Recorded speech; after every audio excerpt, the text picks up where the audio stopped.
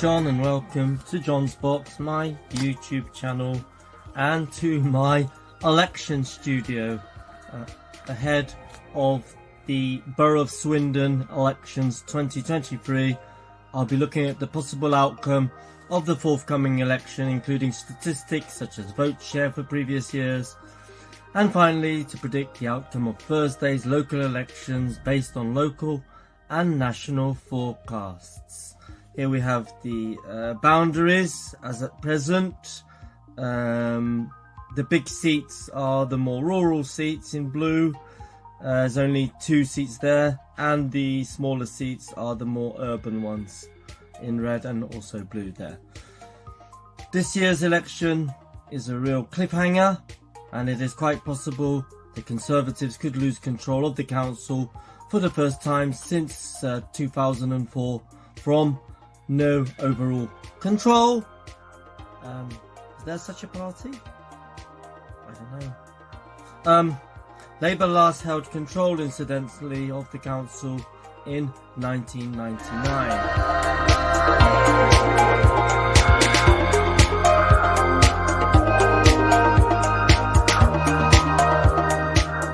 A total of 71 candidates are vying for just 19 seats on Swindon Borough Council at this year's election. There are candidates from 5 parties with 2 independents.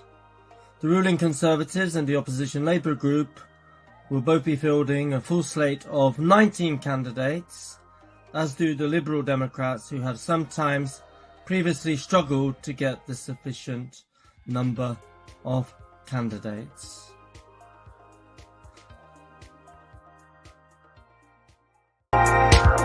Meanwhile, the Green Party has established itself as the fourth force in Swindon's local politics, fielding candidates in 10 seats, which is more than 50%. There's also the Trade Union and Socialist Coalition putting up candidates in Coveringham and Dorking, Lydiard and Freshbrook, and there are independents in Central Ward and Walcott and Park North. Let's now look at the stats. The first one shows the total share of the votes. Hope you can see that okay. The last time elections took place with the same candidates, at least sitting candidates, or most of them, was in 2019. Remembering that elections are held in Swindon every year, not every few years as in some authorities.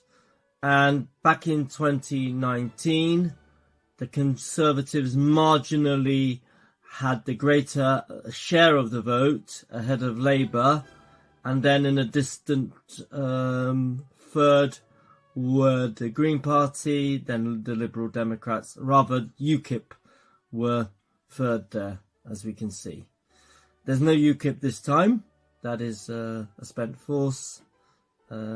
Actually, there's no Reform Party fighting in this year's elections. Last year, Labour had the majority share of the votes, with over 24,000, ahead of the Conservatives. And then in third place, we saw the Liberal Democrats and the Greens fighting it out for third place.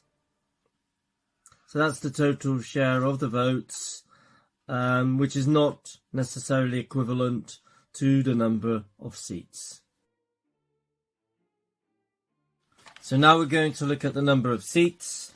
So back in 2019, the Conservatives had a majority, a comfortable majority there of 6 seats, or rather 8 seats. With the Liberal Democrats still having 2 at that time. So again, we're interested in 2019 because we got the same run of candidates. Last year, Labour managed to close in a little bit, and there's an extra vacant seat right now, which is in Rawton. And there's an independent Conservative, which perhaps is, let's say, the same as Conservative, but that particular councillor isn't whipped, so she can vote how she wants. So let's assume she votes the same as the Conservative. So let's go over now to the all-important predictions for Thursday. I've put on my glasses to look more intelligent. Here you have it. They're based on local and national polls. Let's move my finger out of the way there so you can see clearly. There has clearly been a swing to Labour in the last 12 months.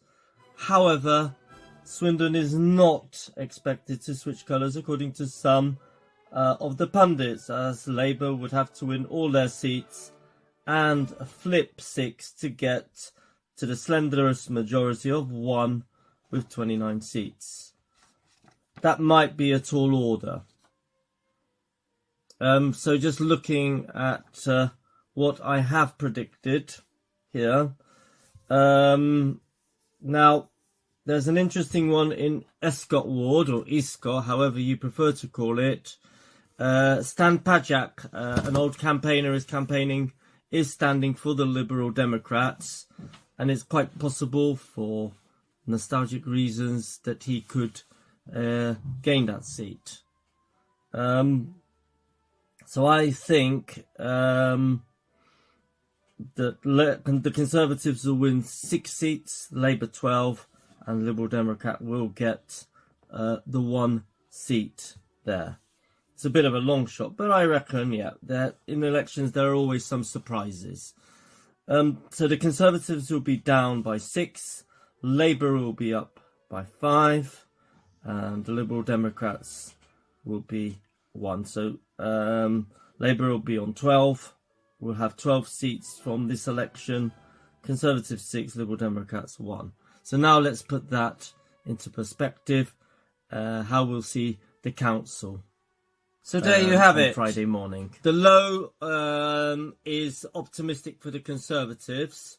So they'll be down slightly by 2 to 30, but they'll still be holding the council with a majority of 3 seats. That's optimistic for the Conservatives.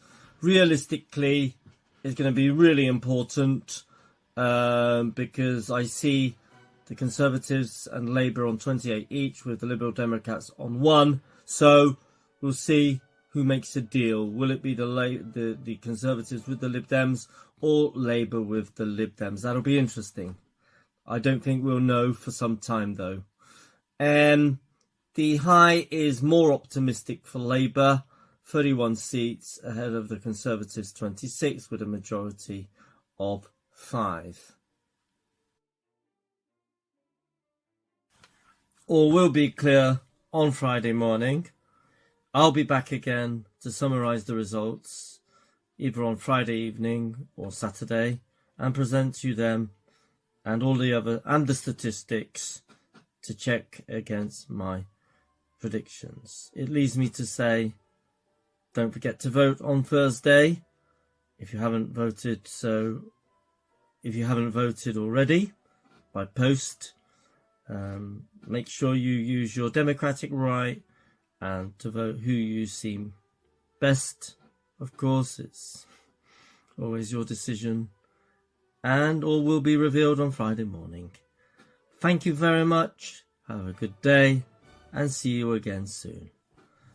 Bye for now.